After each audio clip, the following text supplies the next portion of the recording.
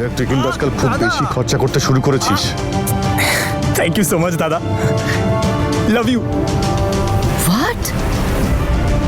এই নিখিল অদিতের থেকে টাকা চায়? এ তো নিজের চেকটাও নিজে সাইন করতে পারে না।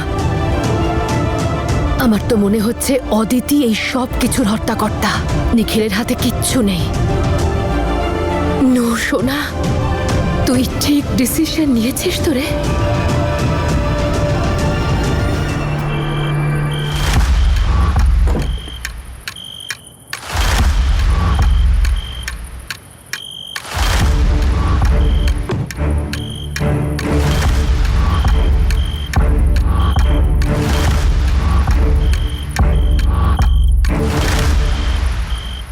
চলে যায় এখান থেকে।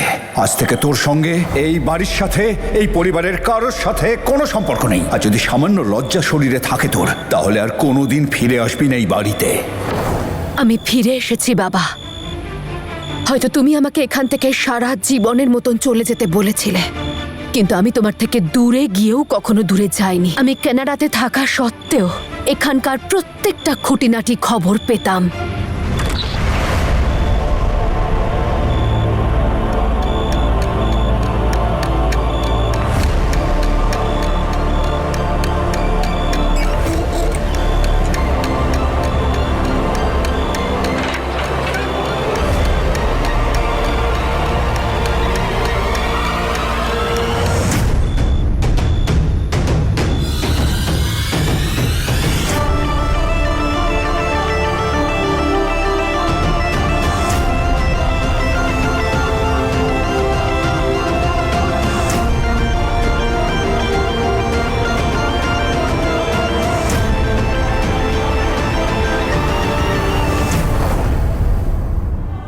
নমস্কার, আমি দেখেছি ছবিগুলো। নূর খুশি তো?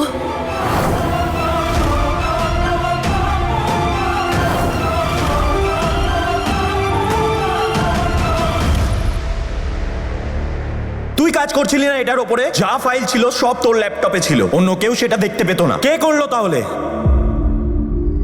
তুই আমার বাবার জীবন নিয়ে নিয়েছিস নম্রতা। ওই আর্টিকেলটা বাবাকে সুইসাইড করতে বাধ্য করেছে।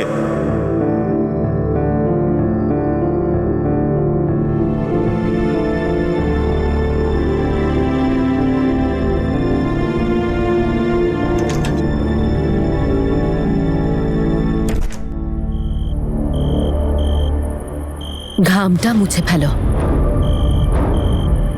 হ্যাঁ জ্যাসমিন দিদি, তুমি লুক অ্যাট ইউ। তুমি না 16 বছর আগে যেরকম সুন্দর ছিলে, এখনো সেরকমই সুন্দর আছো। সত্যি বলছি, কি সুন্দর গ্লো করছে তোমার স্কিন, ঠিক আমার মতো। আচ্ছা, তুমি কোন ফেসিয়ালটা করো গো? আমাকেও বলো না, আমিও একটু দেখবো তাহলে। এই নাও, তোমার জন্য। হ্যাঁ সত্যি, ইম্পোর্টেড পারফিউম আর মেকআপ।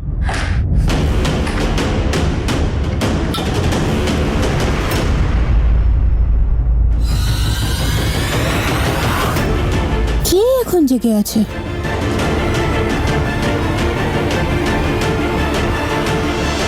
আচ্ছা, আমি তোমার জন্য ডাল আর বেগুনের ভর্তা খেয়েই বুঝতে পেরে গেছিলাম যে মায়ের হাতের নয়। আর শেলি প্লিজ, আমি তোমাকে এখানে মাঝরাতে পনির আর আলুর পরোটার গল্প বলতে ডাকিনি। আমাকে সোজাসুজি বলো তো যে নূর খুশি তো এই বিয়েতে? আরে খুশি মানে? আরে জ্যাসমিন দিদি, ও তো উপরওয়ালার কৃপায় খুব খুশি। আর কেন হবে না? এত ভালো ছেলে, ওরা এত বড় লোক। সত্যি বলছি, ওরা না নূরকে একদম চোখের মনি করে রেখেছে।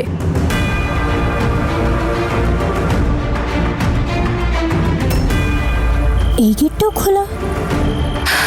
এটা বলো, তুমি ছেলেটার ব্যাপারে ভালো করে খোঁজ খবর নিয়েছিলে তো? ওই ছেলেটা কি করে, বিজনেসে ওর কত পার্সেন্টেজ রয়েছে, বাড়িতে ওর ক্ষমতা কতটা, এসব জানো তুমি? হ্যাঁ হ্যাঁ, ও তো সিইও ওদের নিজেদের কোম্পানির। 16 বছর পরে হঠাৎ করে তোমার মেয়ের কথা মনে পড়লো কেন? মানে তুমি এখানে এসেছো কেন? খুব তাড়াতাড়ি জানতে পেরে যাবে। দাদু তো সবসময় বন্ধ করেই শোয়। Good night.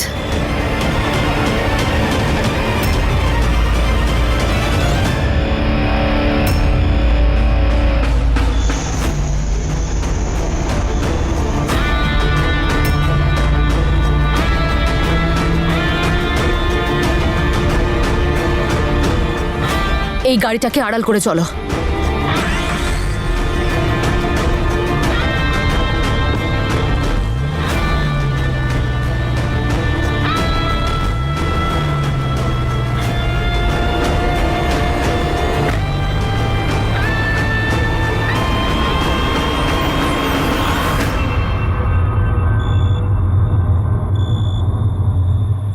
মামি, তুমি এত রাত্রে কি করছো বাইরে? আরে আমি তো টোটকা করতে বেরিয়েছিলাম। টোটকা? ওই হ্যাঁ, আমার মাসিনা বলেছিল যে মাঝ রাতে গাছতলায় প্রদীপ জ্বালালে না বাড়িতে সুখ শান্তি বজায় থাকে। সেই জন্য আমি, আর তোমার আর নূরের সাথে তো কিছুই ঠিক হচ্ছে না, তাই না? তাই তোমাদের নামে প্রদীপ জ্বালাতে গিয়েছিলাম। তুমি এখানে কি করছো এত রাতে? জল খেতে এসেছিলাম নিচে। আচ্ছা, কিন্তু বাইরে এসেছো কেন? আচ্ছা ঠিক আছে, কোনো ব্যাপার না, তুমি যাও, আমি দরজা বন্ধ করে যাচ্ছি।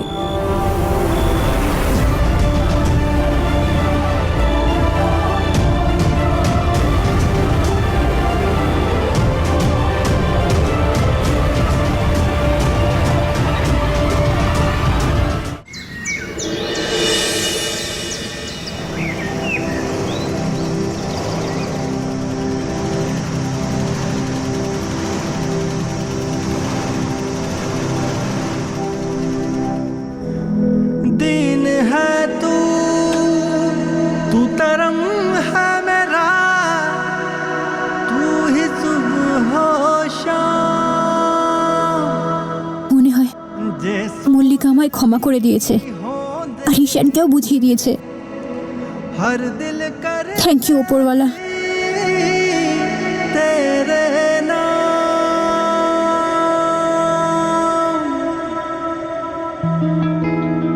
गबरनिसा, गबरनिसा, तू है खुदा, तू इबादत मेरी।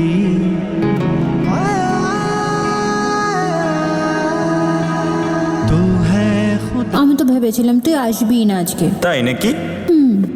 আজ যদি আমায় উপরওয়ালাও আটকাতো না, किस्मत में তাও আসতাম আমি। তাই নাকি? बारियां जान बारियां, बारियां बारियां जान बारियां, हारियां हारी तुझ पे दिल हारियां, संग तेरे उम्र भर लवा उड़ारियां उड़ारियां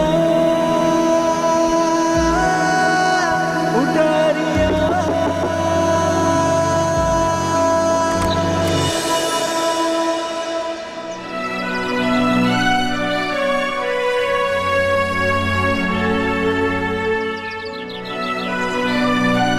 ঈশান,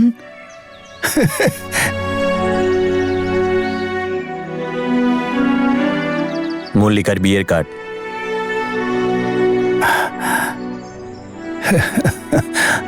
আর এটা আপনার জন্য মিষ্টি। আরে সব ঠিক আছে, কিন্তু এগুলো তো ভেতরে বসেও দিতে পারতে। চলো ভেতরে। আরে ঘরে বসে কথা বলি। দাদু, আমি যাই। অ্যাকচুয়ালি আমার অনেক কাজ আছে, অনেককে ইনভাইট করতে হবে এখনো।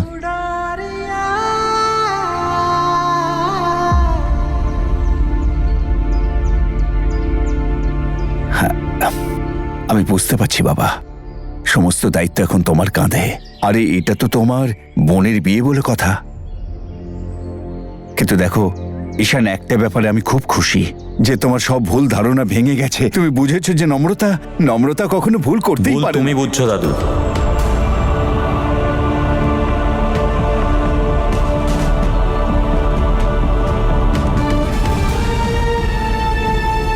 আমি শুধু আমার কর্তব্য পালন করতে এসেছি।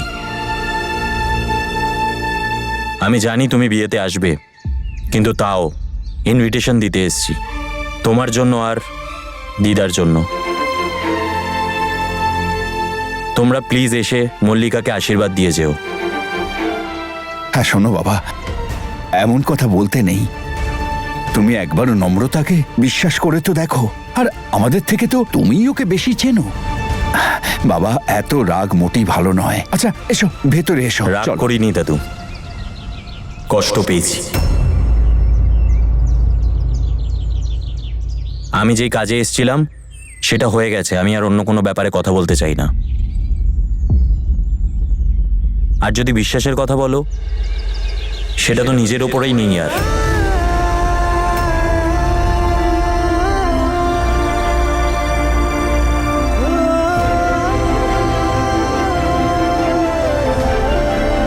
ভালোবাসাও নেই?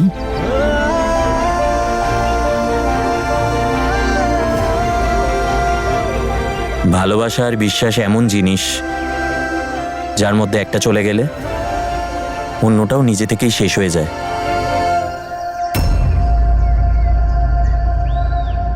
আসি, ভালো থেকো। আরে ভেতরে একটু এসো ছেড়ে দাও দাদু।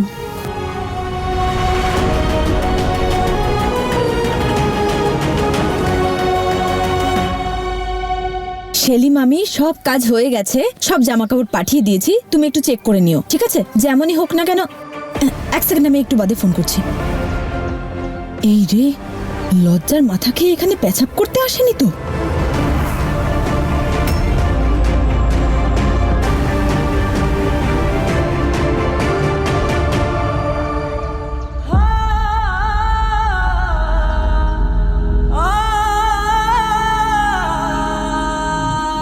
ও যা সব হারিয়েছে সেই কষ্টটা আমি ভালোভাবে বুঝি। আমাদের সম্পর্ককে শেষ করার জন্য ওর কাছে একটা কারণ আছে।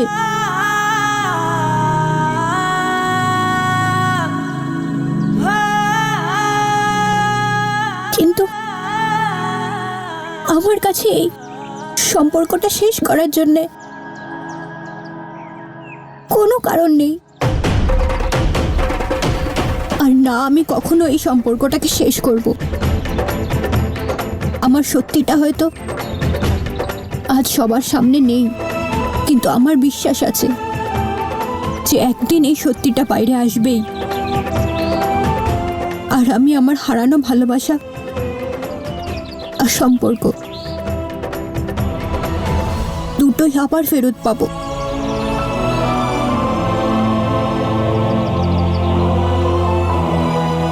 যখন নিজের কেউ বিশ্বাস ভাঙে, তখন মানুষের মন না,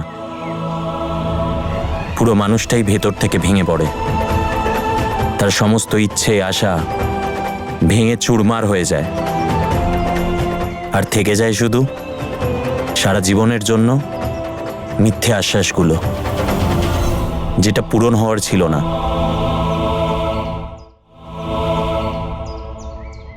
নমস্কার, আসি।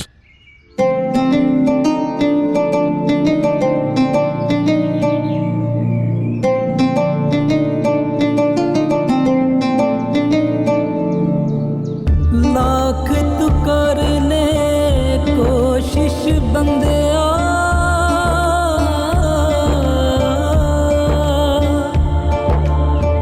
लाख तू कर ले कोशिश बंदे আমি রণধীর, একটা কাপুরুষ, যে এই আর্টিকেলটা পড়ার পর কারোর সামনে আর মুখ দেখাতে পারলাম না। এই কলঙ্ক নিয়ে বাঁচা আমার পক্ষে আর সম্ভব নয়, তাই তোমাদের দুঃখ আর লজ্জা নিয়ে নিজে চলে যাচ্ছি। किस्मत चे लिखे कुछ हो रब के हाथ में डोर है सबकी, सबको वही संभाले। रब के खेल समझ नहीं आने, रब के खेल निराले। रब के हाथ में डोर है सबकी, सबको वही संभाले। रब के खेल समझ नहीं आने, रब के खेल निराले। ঈশান, তুমি এখানে? আরে বাইরে দাঁড়িয়ে আছো কেন? ভেতরে এসো, চলো, এসো এসো।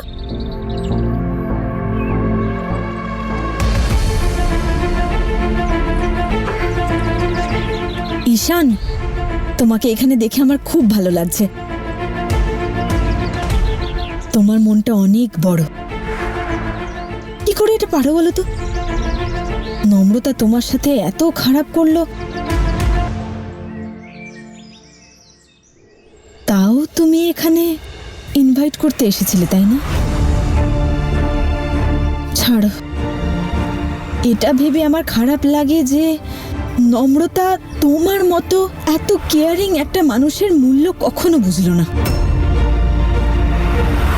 ও আমার দিদি, কিন্তু তুমি তো জানো তাই না, ভীষণ জেদিও। ওর ওই আর্টিকেলটা পোস্ট করার ছিল, ও ডিসিশন নিয়েছিল, ব্যাস আর্টিকেল পোস্ট করে দিল, কারণ ওর ক্যারিয়ারের জন্য এটা বেশি ইম্পর্টেন্ট ছিল। আর এই বিষয়েও ক্ষমা চেয়েই বা কি লাভ? ও তো নিজের দোষ বুঝতেই পারেনি। যেই চ্যাপ্টারটা শেষ হয়ে গেছে আমি তার ব্যাপারে কোনো কথা বলতে চাই না। আর যদি নম্রতার কথা বলো, ওর আর আমার কোনো সম্পর্ক নেই।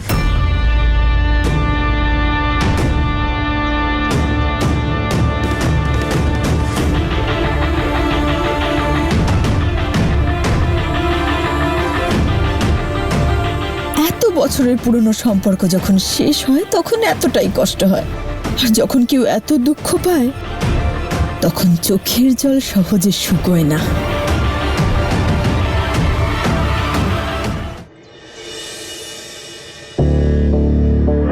ডিজাইনারকে ক্যাশ দিতে হবে আমার। নূরের জন্য একটা সুপার ড্রেস বানিয়েছি, সাইন কর না চেকে। নিখিল, তুই কিন্তু না ভেবে চিন্তে অনেক খরচা করছিস আজকাল। আমি নিখিলের ব্যাপারটা ঠিক বুঝতেই পারছি না। যদি দুজনেই রুদ্রশেখরের ছেলে হয় তাহলে প্রতিটা চেকে শুধু অদিতি কেন সাইন করবে? আমি তো ভেবেছিলাম যে অদিত বড়, তাই বাড়ির সমস্ত দায়িত্ব ওর উপরেই রয়েছে। কিন্তু যতটা আমি অবজার্ভ করেছি, নিখিল শুধু ছোটই নয়, বরং ভীষণ বেপরোয়া। ওর কাছে ওর বাবার নামটুকু ছাড়া আর কিচ্ছু নেই। নিজের বউয়ের জন্য ড্রেস কেনার টাকাটাও ওকে ওর বড় দাদার থেকে নিতে হচ্ছে। ভবিষ্যতে গিয়ে ও কি করবে? নূর, আমার কিন্তু তোর এই ডিসিশনটা একদম ঠিক লাগছে না। ওর বাবা আর ওর দাদা তো পলিটিক্সেই বিজি থাকে, পুরো কাজটা নিখিলই সামলায়। যা আমি দেখেছি সেটা একদম আলাদা। আবার শেলি যেটা বলছে তার সঙ্গে আর কোনো মিল নেই। ব্যাপারটা আসলে কি? যদি নিখিলের হাতে কিচ্ছু না থাকে তাহলে নূরও কি আমার মতোই ঠন গোপাল হয়ে ঘুরবে? নূর, তুই আবার কোনো ভুল সিদ্ধান্ত নিয়ে ফেললি না তোরে? আর যদি তুই কোনো ভুল সিদ্ধান্ত নিয়েও থাকিস তাহলে আমি তোর সিদ্ধান্ত ঠিক বদলাবো।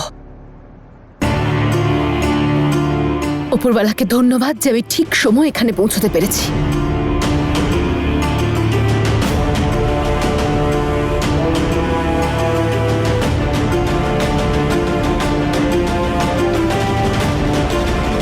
হ্যালো শেলি, নূর কোথায় আছে?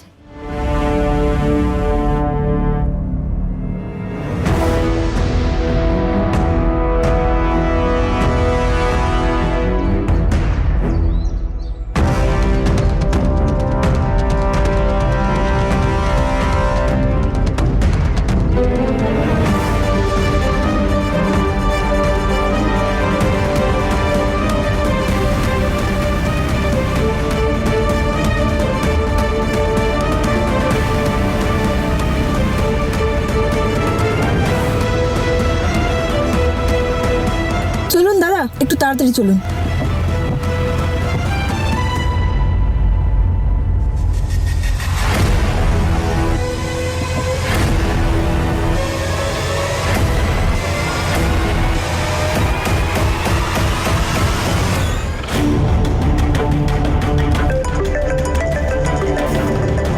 শেলি মামি,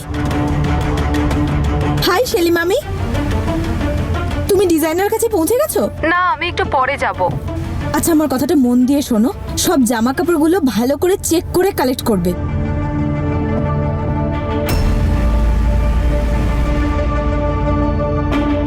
আর একটা খুব ইম্পর্টেন্ট কথা আছে।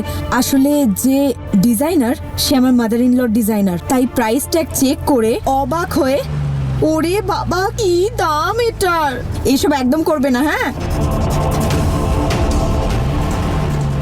মামি, আমি নিখিলের সাথে দেখা করতে যাচ্ছি, অনেক শপিং করার আছে।